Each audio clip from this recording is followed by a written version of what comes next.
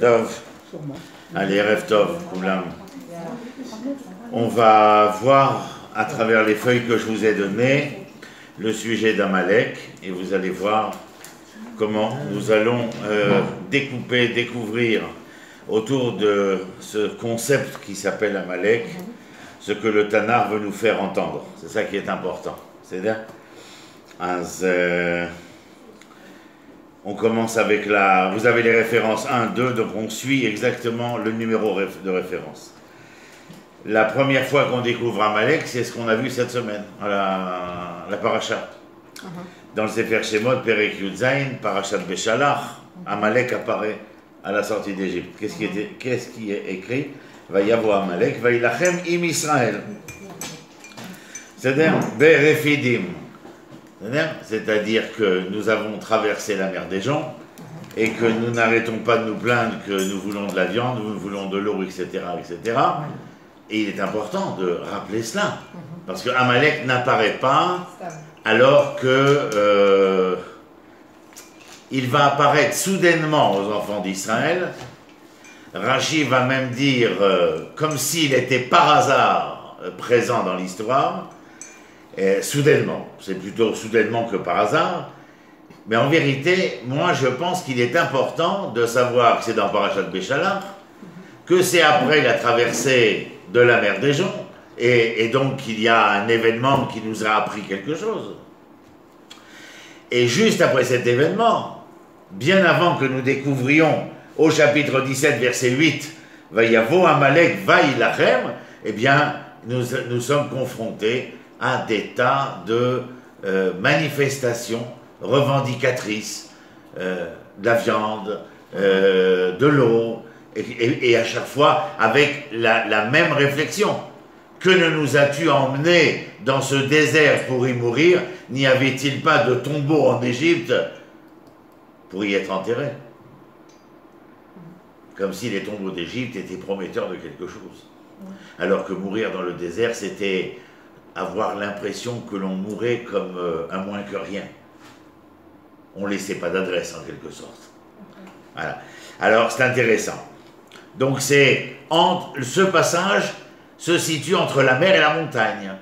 La mer c'était la mer des gens et la montagne c'est Rephidim. Et c'est là que, comme on disait quand on était jeune, que les Athéniens vont s'atteignir. Maintenant regardez, l'autre fois où on parle d'Amalek, c'est lorsque Moshe fait, comment dire, le bilan. Vous vous rappelez, on en avait parlé de cette problématique du livre de Dvarim. On ne va pas y revenir, mais Moshe écrit, Moshe dit, les 4 premiers livres, l'Éternel dicte. Le 5e livre s'appelle Mishneh Torah. Mais on n'y peut rien, c'est ainsi qu'ils l'ont appelé. Maintenant, je ne vous dis pas le nombre de points d'interrogation qu'il y a derrière Mishneh Torah. C'est ou c'est pas? C'est le général ou c'est le colonel? C'est pas la même chose. Bref, passons. Dans Sefer Dvarim, on a déjà dit ensemble qu'il donnait une feuille de route aux enfants d'Israël et à Yoshua particulièrement. Parce que lui ne traverse pas la frontière. Il ne rentre pas en Eretz Israël. Et voici ce qu'il dit, référence 2. Zachor et asher asa lecha Amalek baderer betzetchem mimitzrayim. Asher kirecha baderer veizanev becha kol hanecheshalim acharecha ve'ata ayef ve'yagea ve'lo yare Elohim. Ces 2 versets sont suffisants, même si on veut, on peut lire le 3e. Mais concernant notre sujet, les 2 versets ici présents sont essentiels. Je reviens un instant sur celui de Shemot. Car il y a dans Dvarim une volonté de la part de Moshe de faire savoir aux enfants d'Israël ce qui s'est passé, mais ce qui se passera. Et je le sais d'autant plus qu'en revenant à la référence 1, il y a marqué Vayavo Amalek, il aurait dû être marqué Venilcham, au présent. Alors qu'ici le verbe est au futur. C'est-à-dire que je prête attention et je me dis que le texte de Shemot ne vient pas simplement me dire que le conflit a lieu à cet instant-là, mais qu'il est porteur de belligérance future. Et quand je vais dans le livre de Dvarim, qui est donc la feuille de route, Zachor et Asher asa lecha Amalek baderer betzetrem Mitzrayim, Asher kirecha baderer, vaizanev becha kol hanecheshanim, etc. Ve'aya be'aniach Adonai Elohecha, c'est le 3e verset de la référence 2.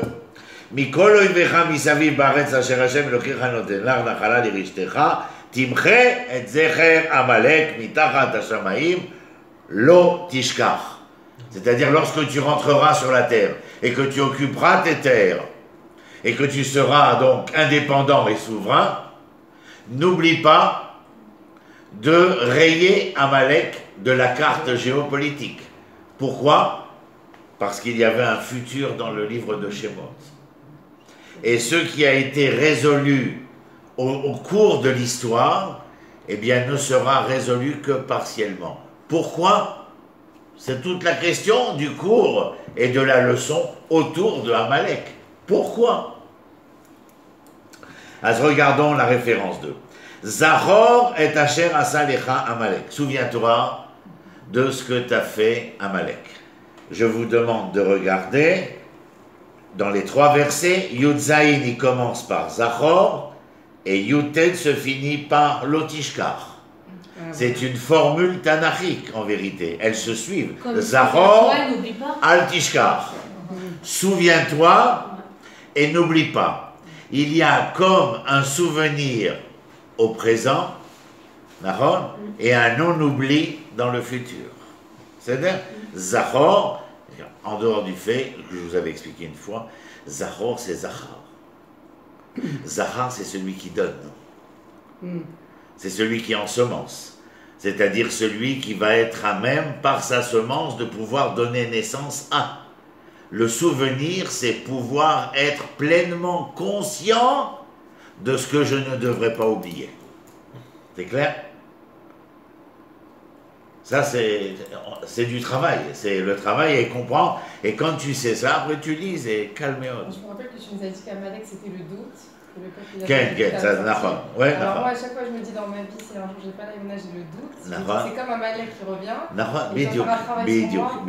C'est-à-dire que si tu veux au niveau de la chassidoute, qui elle ne se préoccupe jamais de la dimension collective, puisqu'elle est née dans les terroirs de l'exil, elle ne serait jamais venue te dire comment devra être l'armée d'Israël, ça n'intéresse pas. Il n'y a pas d'armée d'Israël. On a déjà parlé de ça. Donc la seule chose qui l'intéresse, c'est d'essayer au niveau individuel. J'ai écrit ce matin, je vous l'ai envoyé d'ailleurs, c'est la journée internationale de la Shoah, et donc j'ai écrit, ce que j'ai écrit, je ne vais pas le rappeler ici, et il est important de savoir que ce que nous avons fait n'a été que pour survivre et nous conserver pour le moment où. Vous vous rappelez, je vous avais déjà dit. Oui. C'est Rachid sur le chemin Israël. C'est pas moi. Les ma'an shetiskeru, les matai shetarzeru. C'est ça. Qu'est-ce qu'il dit ici? Zachor et Asher asa lecha Amalek baderer. Je coupe les choses, je coupe les mots, la phrase. Alors souviens-toi de ce que tu as fait Amalek. La première chose, quand tu étais en chemin. Je ne cherche pas maintenant à savoir quel chemin, mais sache que, et là on touche à la chassidoute, sache que si la guématria de Amalek c'est aussi ça fait que le doute, sache qu'à partir du moment où tu te mets en chemin, c'est-à-dire que tu te mets en projet, tu te projettes, le doute s'introduira d'une manière ou d'une autre. Parce que le doute va servir à trouver ton autodétermination, auto-affirmation de toi-même. C'est-à-dire, c'est important. Alors il dit Baderer. Alors après, il nous rajoute et il nous explique que le sujet est bien concis. Betzetrem, quand vous êtes sortis, on peut aussi couper en deux, Betzetrem, mi Mitzraïm. Parce que Mitzraïm, c'est le concept en vérité. En vérité, j'ai été libéré du joug des Égyptiens. Excusez-moi de vous dire. Je n'ai pas été libéré de l'Égypte.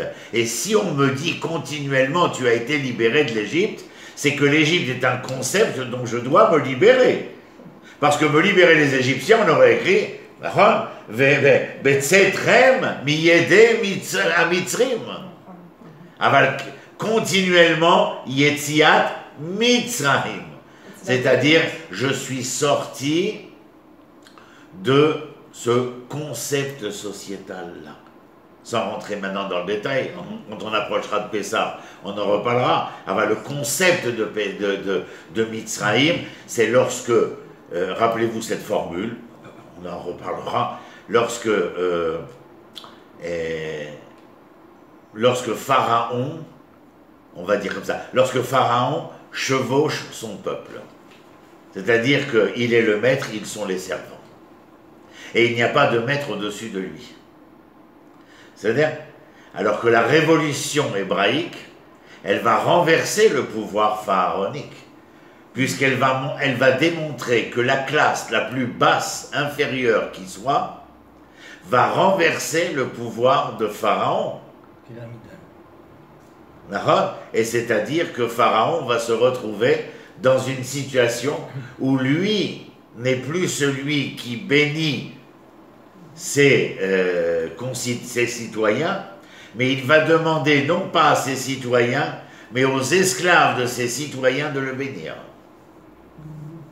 Donc il y a un renversement de situation ici. Donc Zachor et Asher Asalech Amalek, Baderer Betzetrem Mitzrayim. Lorsque vous êtes sortis des carcans de ce concept sociétal, l'Égypte est étroite. Pourquoi? Parce qu'elle ne voit la réalité que dans un horizontal. Elle ne voit rien, dans la verticale, pardon. Elle ne voit rien dans l'horizontale. Les relations humaines, les relations entre le pouvoir et le peuple, les relations au sein de la société humaine sont toutes dirigées vers le pouvoir d'en haut, la dictature. Verset Yutret, c'est la suite. Asher kirecha baderer. C'est quoi Asher kirecha baderer? Il y a 3 explications. Celle-là, en général, je ne prends pas de commentateur, mais là, je prends un commentateur, parce que Rashi, il met d'une aide excessive. Il y a une chose que j'ai compris par moi-même, c'est qu'il m'a refroidi. Asher kirecha baderer, corps. Kirecha baderer, il m'a refroidi. Pourquoi j'ai été refroidi? La peur. Comment Dieu et tous les miracles, les plaies, et je suis encore menacé, agressé, mais c'est véritablement me déséquilibrer encore une fois. J'avais acquis une certaine certitude, une certaine stabilité, un certain équilibre, et voilà que Amalek apparaît, qu'est-ce qu'il fait? Il vient contrarier le projet qui me disait le mieux dans le meilleur des mondes. C'est ça. Donc, maintenant Rashi, en quoi il m'aide? Il me dit attention, Reni. Tu as raison, corps, c'est vrai, ils ont été refroidis. Mais tu peux entendre 2 autres choses aussi. Et je vous les offre, c'est lui qui le dit, et c'est la référence 3. Asher kirecha baderer, lachon mikre, ce que je vous ai dit, le soudenté. Ils sont sortis de n'importe où, par hasard, ils nous sont tombés dessus. Il n'y avait aucune raison. En général, lorsqu'il y a un conflit, une belligérance, il y a ce qu'on appelle en géopolitique un casus belli, une cause de belligérance. Quand Nasser ferme le détroit de Tiran en 67, c'est une cause de belligérance, c'est une cause de conflit, bien entendu. Alors Rachid dit, Mikre, c'est la soudaineté. Alors le refroidissement, la soudaineté, et regardez après, il dit Dalet Aleph. Dalet Aleph, quand vous lisez, c'est Davar Acher. Toujours, Davar Acher. C'est-à-dire, autre explication. La Shon Keri Vetuma, c'est-à-dire les pertes séminales et l'impureté conséquente des pertes séminales. Alors qu'est-ce que ça veut? La semence, le sperme. Keri Vetuma, Sheayam et Taman, et comment est-ce qu'il considère l'impureté de cette perte séminale? Comme une relation homosexuelle.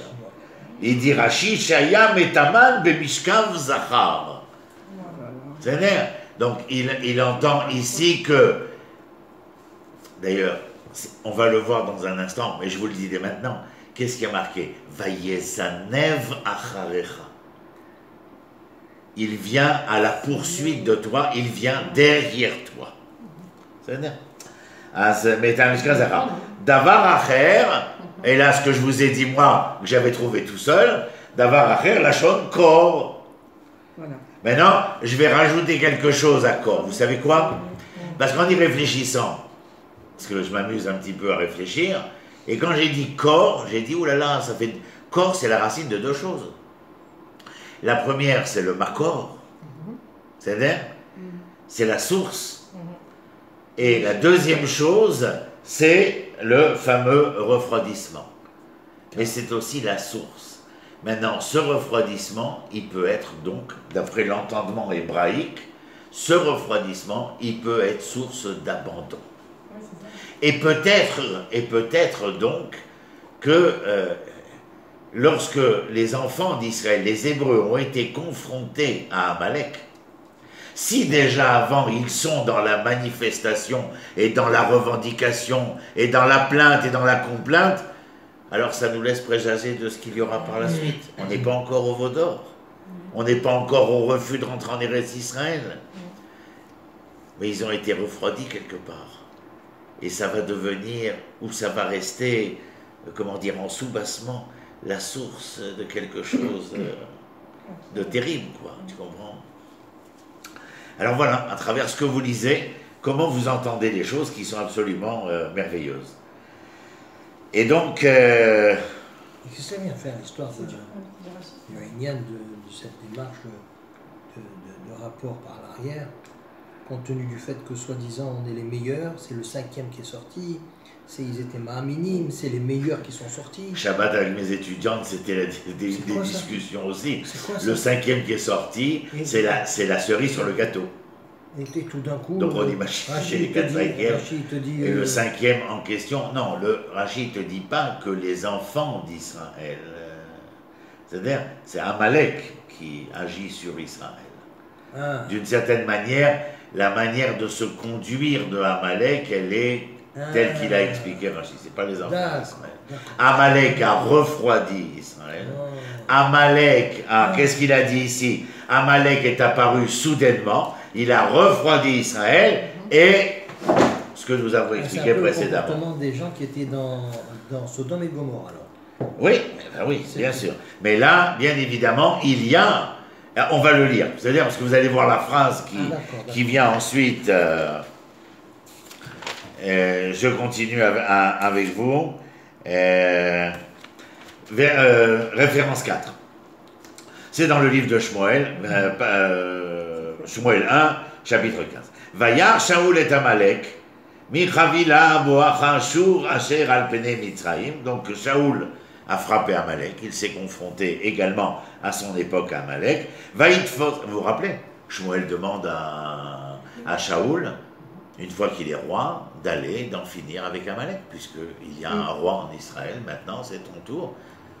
Que fait Shaoul? Verset 7. Vaïtfos et Agag meler Amalek Chai. Chai, c'est le contraire de ce qu'a demandé Shmuel, Met. Aval Shaoul attrape Amalek Chai. Pour quelle raison Shaoul a besoin de laisser vivre Amalek? Là est la question. Et la question, elle est, je crois qu'on l'avait vu ensemble pour un autre cas de figure, que nous sommes dans une époque où lorsqu'on est roi, on a besoin de prouver sa victoire et de promener sa victoire au vu et au su de chacun. Et peut-être qu'il avait l'intention de le tuer par la suite. Mais le fait de l'avoir ramené, et ce n'est pas ça seulement, Vaïtfos et Agag meler Amalek Chai, Vet kol ha'am mecherim lefi cherev. Il a tué tout le monde. Donc s'il ramène que le roi, il est fort probable que cet agissement socio-culturel de l'époque ait une emprise sur lui. Mais regardez la suite. Verset 7. Vayachmol Shaoul ve'ha'am. c'est pas très rapprochant de ce que je viens d'affirmer.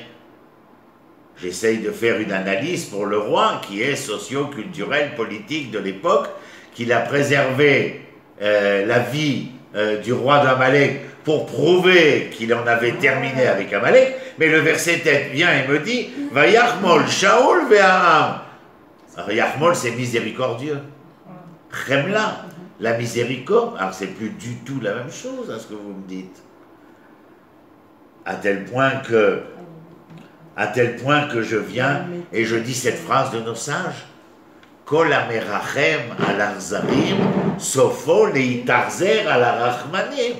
Tout celui qui veut être miséricordieux avec les cruels, il finira par être cruel avec les miséricordieux.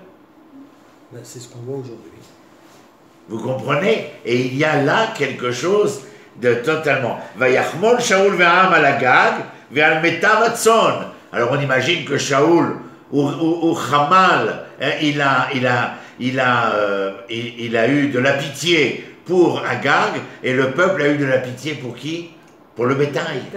Alors que le bétail avait été demandé que non seulement Amalek soit détruit, mais que son bétail aussi. C'est-à-dire, il a fait.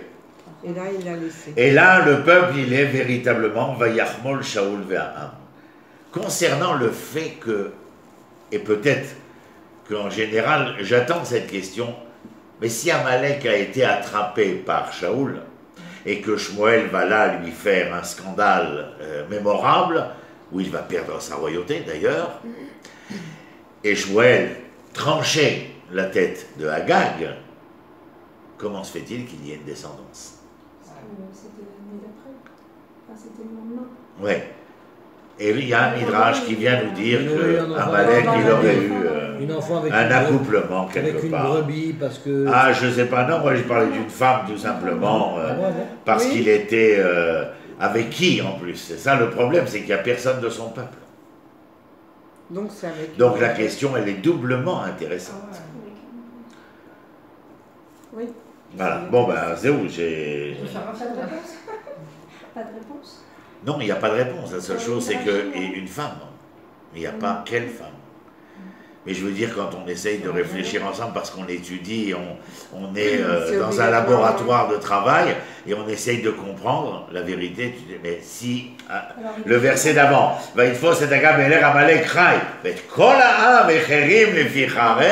il a tué tout le monde, il a passé tout le monde au fil de l'épée. Alors si c'est une femme juive? Alors qui c'est? Mais c'est une femme juive. Non, c'est peut-être que quand ils ont tous tué, ils ont eu pitié. Ça peut être. Ou alors elle a fait aussi. D'abord, il n'y a pas de femmes juives, ce sont toutes des Hébreux. Mais ça, c'est la première des choses. Mais non, il est possible, il est très possible qu'il y ait. Non, je veux dire, pas parce que je veux essayer de me dédouaner, mais il est très possible que dans le camp militaire d'Israël, il y ait des tas d'hommes et de femmes qui servent et qui ne sont pas obligatoirement d'Israël. Possible.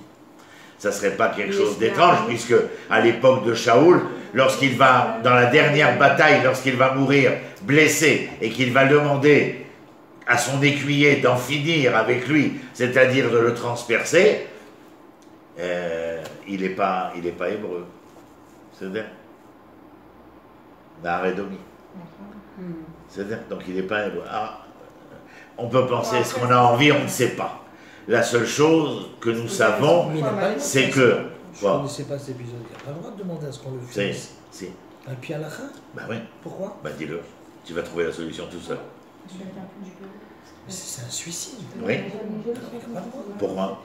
Pourquoi il a le droit? Parce qu'il est roi. Pourquoi? Quel rapport? Parce qu'il a été roi et que de toute façon... Il ne veut pas. Pourquoi il veut qu'on le tue? Pour ne pas tomber entre les mains des Philistins. Pourquoi? Pour pas être complètement... Chilul Shem Israël. C'est ça. Bidiouk. Chilul Shem Israël. Et là, il a le droit. Il ne veut pas. D'ailleurs, tu sais qu'est-ce qu'ils vont lui faire? Même mort. Ils vont découper sa tête, la mettre sur une hallebarde et la promener dans tout le camp philistin. Alors imagine-toi s'il était resté vivant. C'était vouloir, tu sais, comme on se rappelle, malheureusement, l'événement de ce qui s'est passé à Shrem quand ils ont attrapé les 2 soldats israéliens il y a 20 ans de ça. Moi, j'ai pas regardé. C'était l'homme échané. On n'est pas là, laisse tomber. Mais Amalek, on s'en fout d'Amalek. Tov, allez, venez, on continue. Donc on est référence 5 maintenant. Je vais dans le dernier livre du Tanakh, Divrei Yamim Bet. Et regardez ce que j'y trouve. Ko Amar Koresh, vous le savez, on l'a fait ensemble aussi. Ko Amar Koresh Melech Paras, Kol Mamlachot Haaretz Natani Adonai Elohei Hashamaim, Vehu Pakad Alai Livnot Lo Baïd Birushalayim. Ainsi parla Cyrus, le roi de Perse, de l'empire perse. L'ensemble des royaumes de la terre m'ont été donnés par l'Éternel, Dieu des cieux, et il m'a ordonné de lui construire une maison à Jérusalem, qui se trouve en Judée, Mi Bachem Mikolamo, qui parmi son peuple, Adonai Elohav, Dieu est, comment on dirait, Dieu est son Dieu, Dieu est son Dieu avec lui, et donc en conséquence de quoi, Vayahal qu'il monte en Eretz Israël afin de construire la maison. Vous vous rappelez, je vous avais dit, le Tanakh se termine par Vayahal. C'est-à-dire qu'il commence par Bereshit et qu'il finit par Vayahal. Et Koresh est un empereur goy pur sang.